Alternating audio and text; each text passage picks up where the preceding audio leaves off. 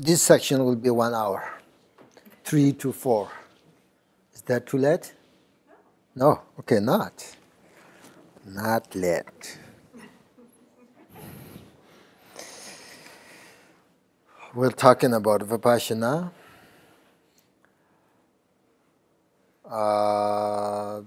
The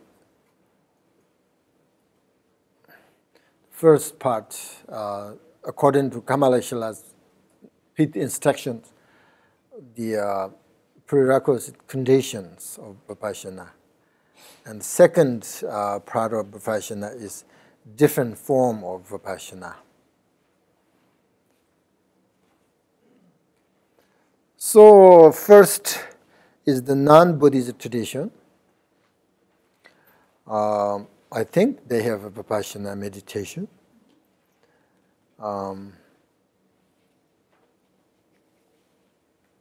In the Vipashyana of the non-Buddhist tradition, for example, someone who contemplates sort of common afflictions, such as anger,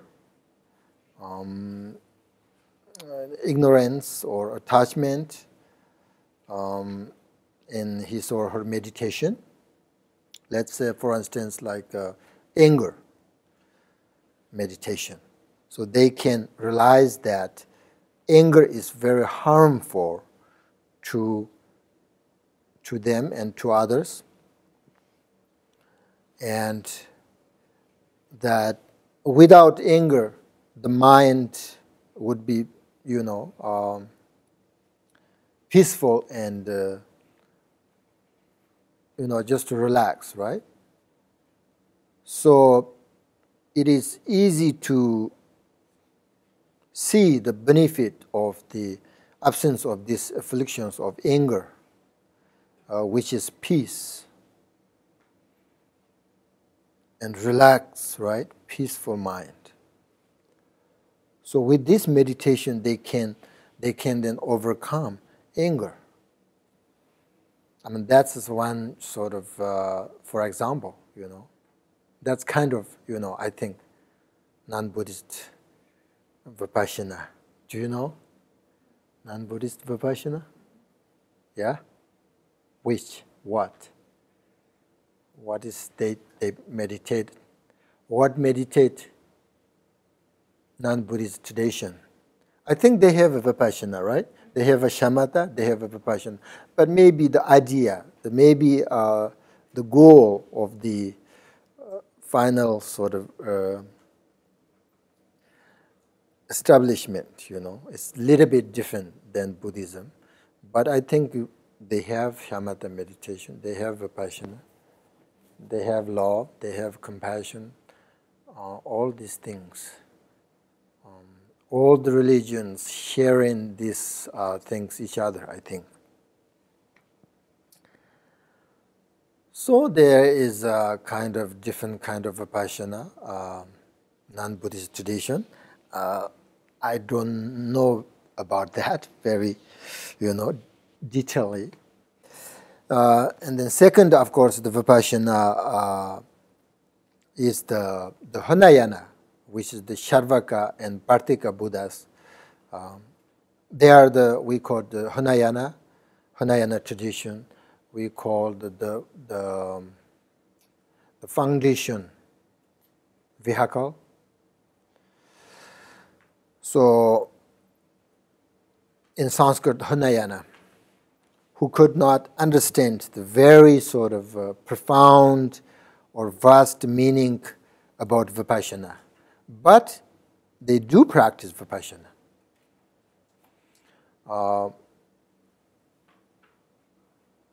When I say they don't understand very profound Vipashyana, that means when we talk about, for example, like egolessness or selflessness or emptiness, the Hinayana people, meditator, for them doesn't make sense. They don't like that idea.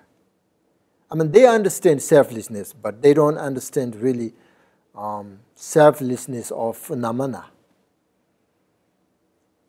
So that means they are not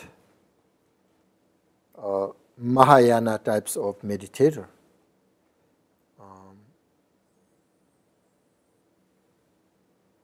That happened,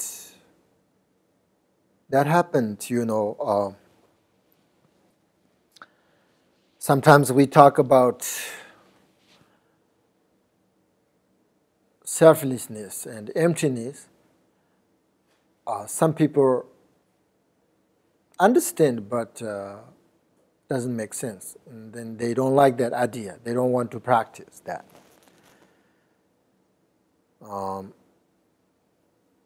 Some people get afraid, When we talk about selflessness, they think, "Oh, I don't want to hear that." So, for instance, Hinayana meditators, they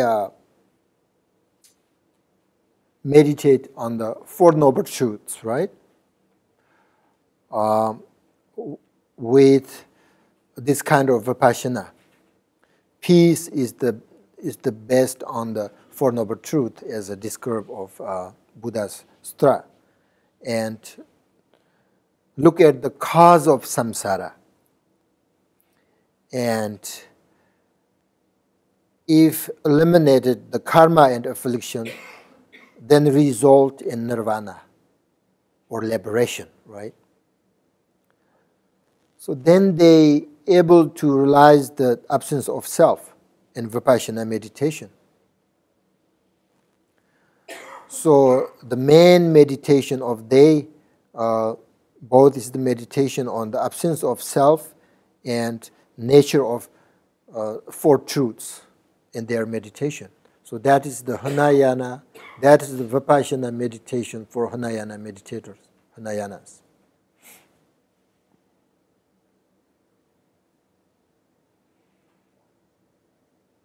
The Hinayana, the fundamental, how you say, vehicles. Sometimes people say lesser vehicle, but that not good. So they think, individual is really important than the community. Sometimes it's called foundational vehicle. Yeah, that's I like that, foundation of vehicle. It is foundation of vehicle.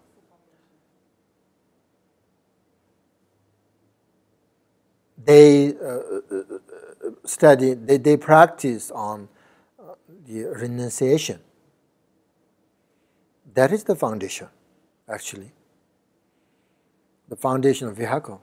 So they think, the individual themselves is more important than the others. That's different, Mahayana people think, the community, others are more important than me. So that's why they practice bodhicitta. Bodhicitta is the foundation of Mahayana practice. So that's the Hinayana. They have, I'm just let you know their kind of different forms of Vipashyana. So that's the Hinayanas of Vipashyana. They practice Four Noble Truths based on their understanding. And then third forms of Vipashyana is bodhisattvas, right? Bodhisattvas who practice the six paramitas, which is generosity and discipline, diligence, wisdom, what else? So these six perfections, six transcendental perfection, or the six paramitas. So the meditation of Vipashyana, of the bodhisattva, of the Mahayana path is meditation on the selflessness of phenomena and the selflessness of self. So the selflessness is the realization that inner consciousness and external phenomena are naturally peaceful and empty.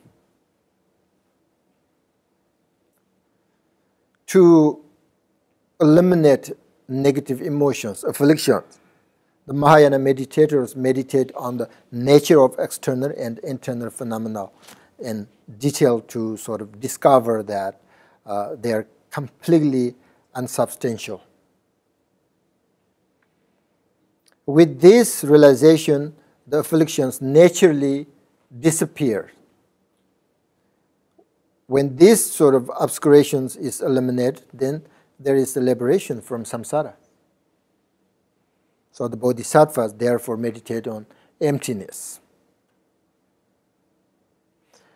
Then fourth forms of Vipashyana is that which use a special method for quickly attain realization. So the meditation of Vipashyana use a special method for realization of emptiness, which is the dependent origination. This means that all phenomena that arises have a depends upon other phenomena, and therefore no true existence of their own. For example, if you think, for example, with the reflection of the moon on a water, what do you think? There is no real moon in the water, right? It's a reflection. But due to the interdependence of the moon and the sky and the water on the ground, reflection of the moon appears because of cause and condition. Everything depends on cause and conditions. For example, if you have sort of two pieces of paper, that one is small and then one is big, right? Two pieces of paper. And then you call they are small and big because they depend on each other, right? You have a small because of you have big. You can tell this is small because of this is bigger than this. That means depends, right? Depends each other. I'm here because of you there. You and I depends each other. There's nothing exists, right? So you have, let's say you have a small piece of paper and big piece of paper, right? I'm trying to say is that there is no existence without depends each other. So if you put another larger piece of paper next to them, then what do you call it? Then the big piece, what happened? Big piece of paper become a medium size, right? Medium sized piece. In itself, it is not big piece of paper or small piece of paper. Large, small, what do you call it? Bad, good, beautiful, ugly, all these, creations of the mind and do not have actual existence. Do you understand what I'm saying? The mind is source of all happiness and all suffering. The source of compassion and love. Whatever arises comes from the mind. There is nothing exists other than that. We create all these things.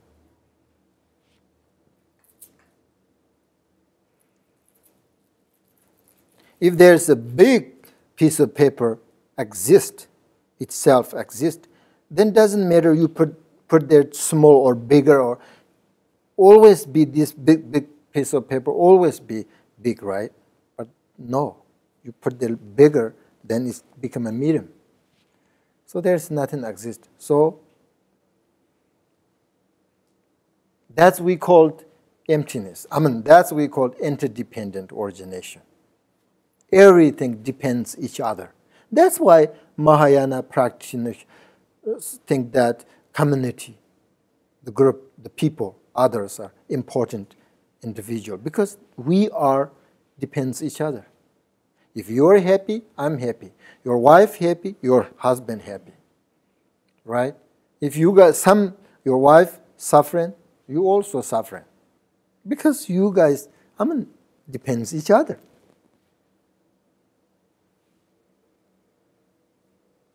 That's also we call impermanence. So the pure state of mind is essence of the Buddhist teaching. Everything comes from our mind. The mind is the root of all. And it's also necessary to have intellectual understanding, all these things. But that is not enough in itself, according to Buddhism. We have to feel as well as understand everything perfectly and then put it into practice. For instance, some people, say that I'm practicing about emptiness. I mean, understand, very important intellectually. I'm practicing about emptiness long time. What do you mean practice emptiness? Right? If somebody asks that, what do you mean practice about emptiness? Maybe then they say, well, emptiness means nothingness, nothingness. So sometimes we are sort of quite uncertain what emptiness actually is. We don't know actually what is emptiness. Give me the characteristic of emptiness. What is the definition of emptiness?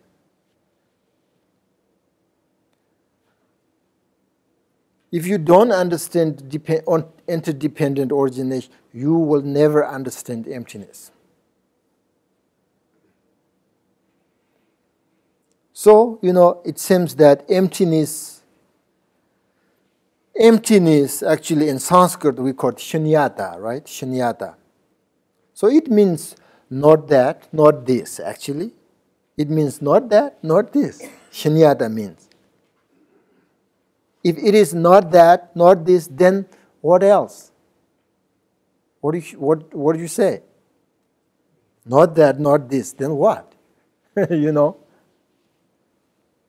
So shunyata means emptiness, right? It is connected with the idea of the attainment of enlightenment. So the idea of attainment of the enlightenment is based on ignorance, which is the opposite of enlightenment, or sometimes we call it omniscient mind. Omniscient refers to consciousness that knows everything. Omniscient is the full sort of perfection of the mind ability to perceive things, the objects. So very nature of consciousness is that it is clear and aware. Is an omniscient mind free of causes and conditions? Omniscient mind comes from cause and conditions. Yeah, that is the Kamalashila's book. Actually, you can see what is the omniscient mind, cause and conditions. He will explain very well. Everything is cause and conditions. Without causes and conditions, nothing happens. So many causes, so many conditions. Everything, according to Buddhism, everything depends on cause and condition. That's we call interdependent origination.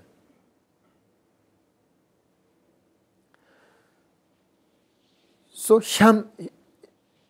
shunyata, emptiness, there is the danger, if just you say, I'm going to meditate on emptiness, which means nothingness. No, that's not perfect view. So we should look directly into our minds, see and actually that it is empty, and then continue sort of training in that.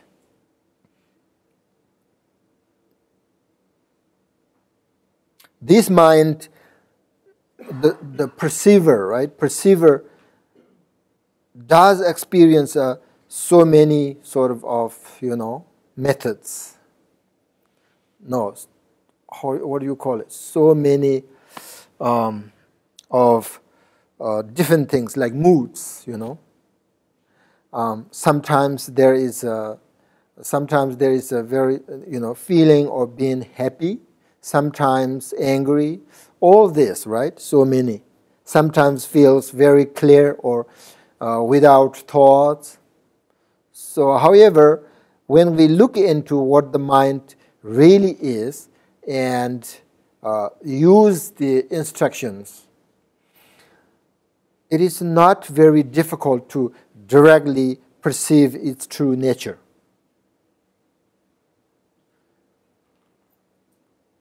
Not only it is quite simple to do, but it is sort of extremely beneficial as well, If we realize our mind, then we will naturally refrain from harm others, and we will naturally cultivate virtues if we understand about our mind. Because when we look at who really harms, who really helps, what do you say? There is a cause and conditions. Somebody suffer because of you. You because of your mind. So you look at deeply who really harms and who really helps. You really, you will realize that it is the mind. Your body activities and your speech, negative, words comes from your mind. I just told you, mind is everything. Mind is everything. That's why Buddhism always talking about mind. So it is possible to attain enlightenment within a single lifetime if you really follow the tradition of the sort of Pita instructions for using sort of direct perception as the path. You need to sort of investigate actually three things about your mind. The first is mind, right? First is mind. Second is thoughts. Third is the perception. So the mind is when you are not involved in any thoughts. Its ongoing sort of sense of being present is not interrupted in any way.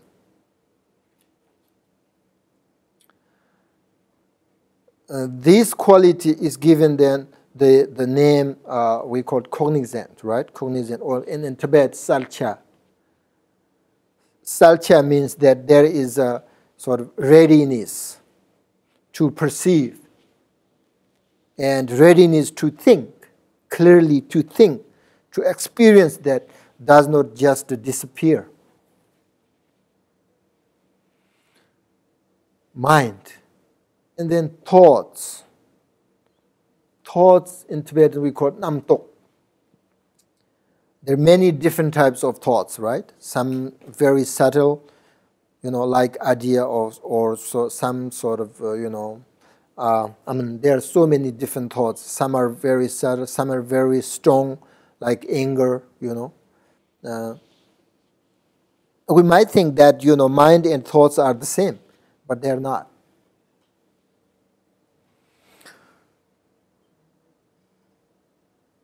And then third one is the perception. In Tibetan we call it zentang. Actually has two sort of aspects. One is the perception of so-called external objects. For example, hearing, the smell, taste, and touch, like sight, And the other perception deals with sixth consciousness, the mental images. So it is important to become clear about these three actually are. we may not have looked into what the mind itself, that sort of which experience or perceives. I mean, we're talking about Vipashyana, right? So you have to understand about our mind. So when there are thoughts, mental images, or perception,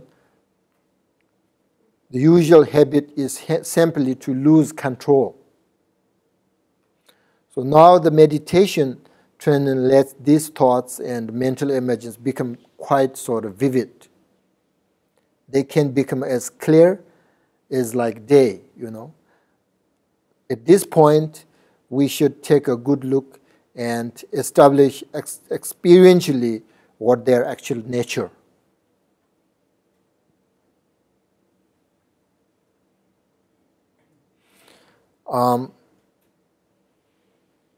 I will talk more about these things tomorrow. But in order to practice Vipashyana, very important to understand, investigate the minds, and also the interdependent origination.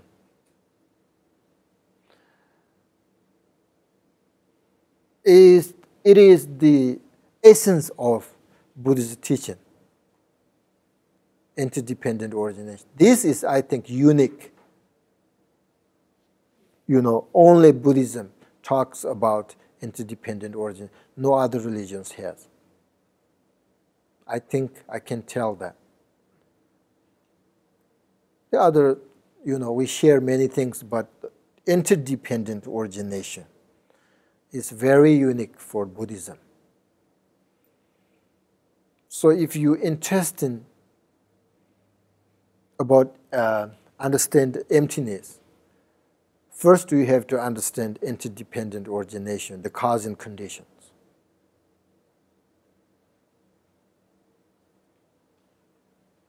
Then it will make sense about emptiness if you think about emptiness or meditate on emptiness.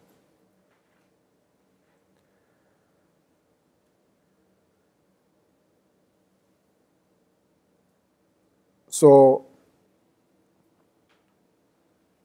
Vipashyana meditation is a little bit deeper than shamatha. Actually, much, much deeper than shamatha. I think that many people misunderstand what Vipashyana is, you know. Sometimes people say, I'm going to meditate on Vipashyana. Then they're not really meditate on Vipashyana. They're meditate on objectless shamatha. They think that is Vipashyana, but it is not. That's why Buddha mentioned, Buddha sort of, you know, give us, and he said that first you have to practice shamatha with objects, and then objectless shamatha, and then somebody teach you the Vipashyana, then you will see what's the difference between these two.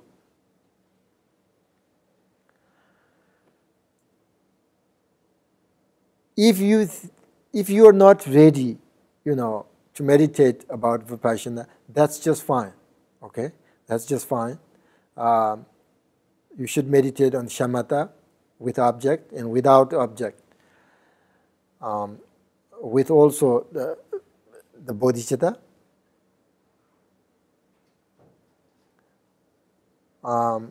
Because sometimes, you know,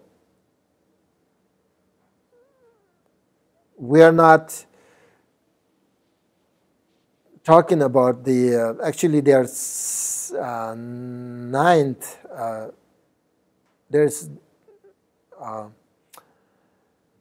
when we teach about Vipashyana, there's investigations, very important. So different sort of nine investigations in Vipashyana meditation.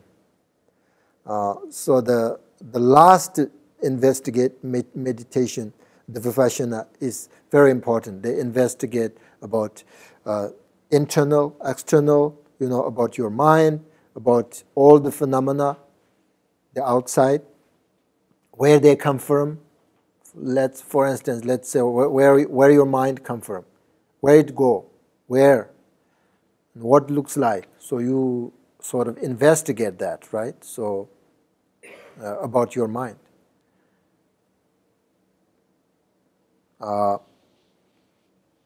But I will teach you more about that tomorrow, not today. I want to now meditate.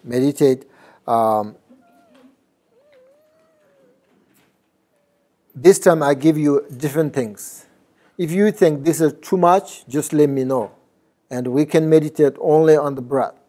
But I just give you these ideas, and then you can meditate, whenever you have time. So I give you some methods, some good ideas, that helps your meditation. So this meditation I call channel, 3 channels. It is actually Vipashyana meditation. But that's fine because we are talking about Vipashyana and meditate on Vipashyana. So 3 channels. 3 channels in the body. You have to visualize, right? Because, they are not part of physical body. But they are part of the energetic body. So you visualize 3 channels in your body, left, right, central channels. So the left channel, right channel are the same size. Many of you know this, right? Many of you know, and you also already meditate on this. I like this meditate on the 3 channel. And then the central channel is a little bit bigger than the other 2. So how you visualize this? The left and right channel start at your nostrils, right? Nostrils, and then circle around the top of your eyes. Top of your eyes, and down the center of your body on the right and the left side, just the center of your body, left and right. You just go down until they reach the bottom of the torso. At this point, the right and left channel merge together into the central channel. Understand? And move up towards your heart chakra, heart center.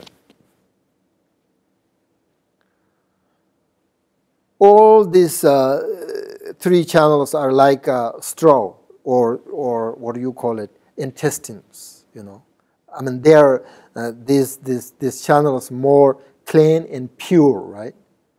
But it's also empty. It's like our intestines inside the body, right?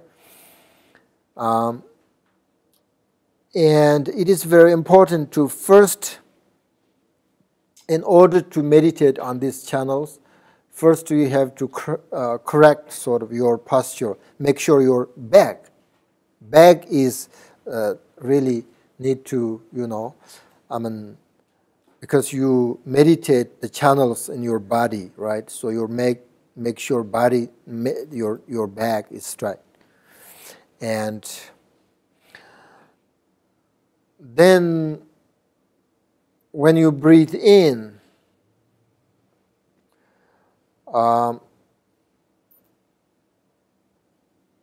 you visualize your breath moving into the left channel and right channel, because you start the right channel, center left channel at your nostrils. So when you breathe in, your breath goes into the channel, 2 channels. And then also what happened? Your left channel, right channel merge into the central channel. So your breath goes like exactly, also goes in the central channel and move up your heart. So now, here, your breath kind of like here, and then your mind and breath dissolve into your heart.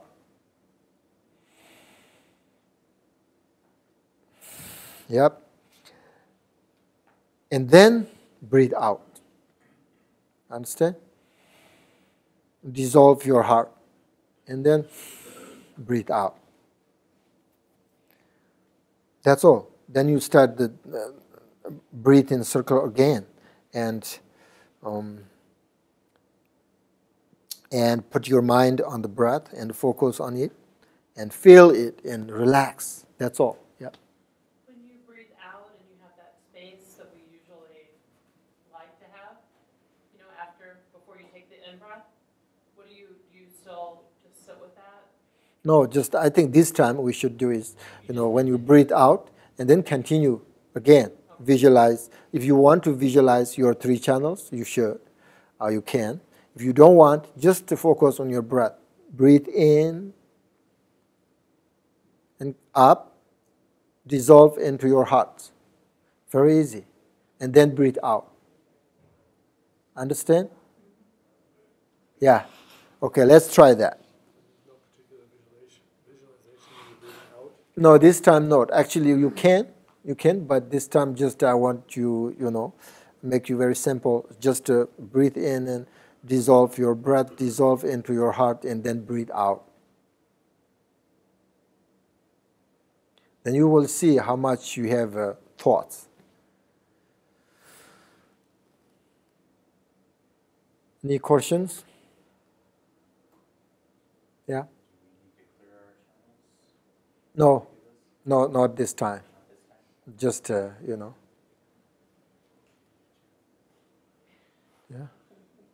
you allow your mind to ride on the breath, and then you say dissolve your mind into your heart chakra at that point, you just let everything go at that point?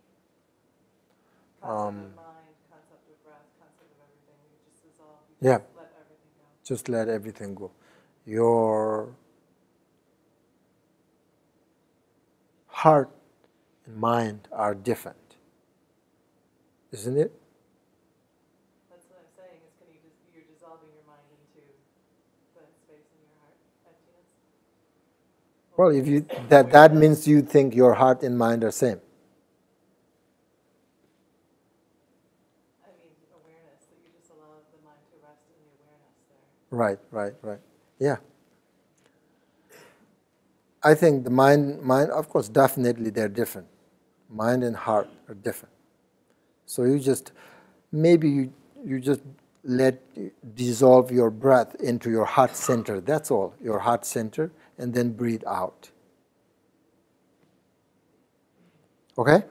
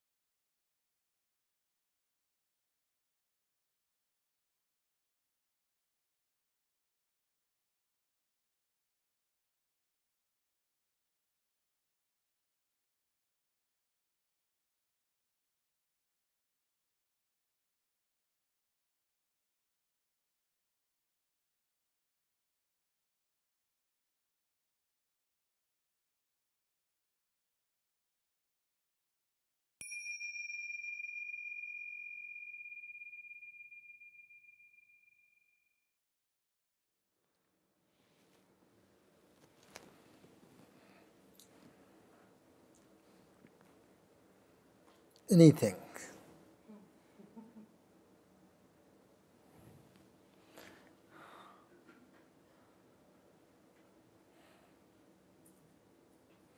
Breathe in. Breathe in.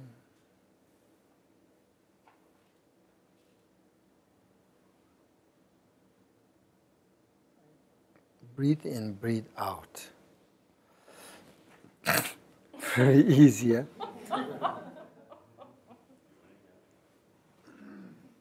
Breathe in, breathe out, very easy. But a little bit difficult sometimes to recognize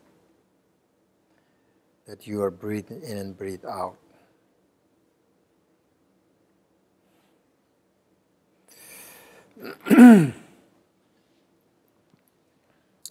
If you don't have a question, then I think that's all for today. And we'll talk more about Vipashyana tomorrow, about your nature mind tomorrow. I don't know you will recognize or not. If you have a good foundation and if you you have perfections, then you will. But anyway, it is very nice to meditate with all of you. Very nice, very happy, and thank you for coming. Thank you very much. Thank you very much. Thank you very much. I want you meditate. I want you meditate. I'm not looking for Buddhist. Make people become a Buddhist. That's not my intention. I want more practice, love, kindness, compassion, bodhicitta. I'm not looking for people who recognize or understand their nature mind, but I'm looking for and try to find some people who have a good mind, people who have a bodhicitta mind, loving kindness, compassionate person. I'm looking for that. That's we need to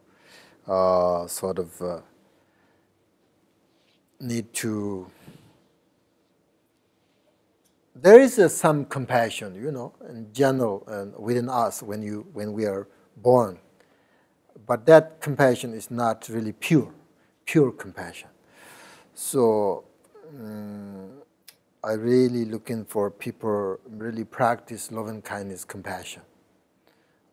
That's really good for your life, good for your family, good for your society, good for whole of the world. That's what we're looking for. Loving kindness and compassion, very important our life. Makes really people happy and makes everything easily if you have love and kindness, compassion.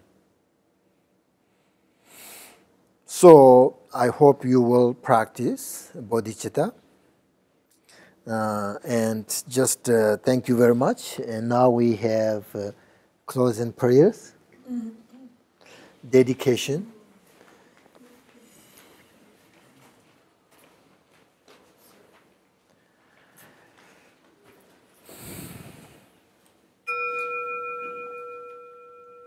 May I attain in each and every life the sublime virtues and existence of peace. May I pursue the following mind altruism, working for the welfare of others in a vast scale.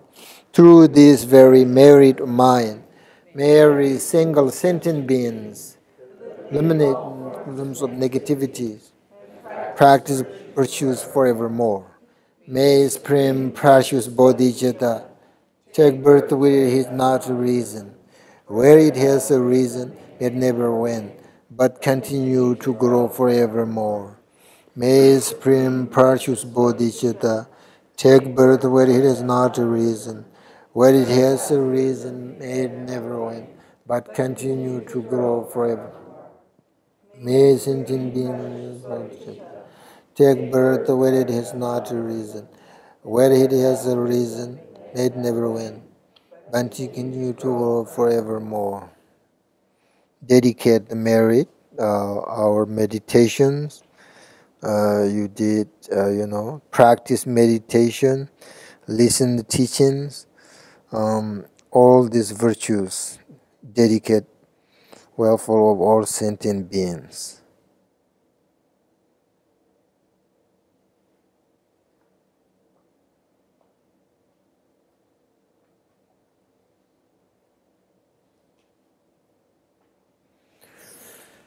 Thank you very much.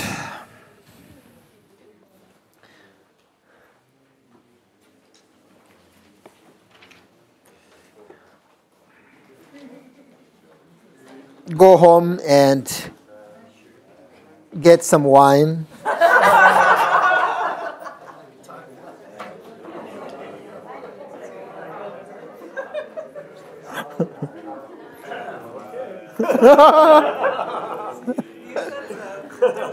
I said so, but don't too much.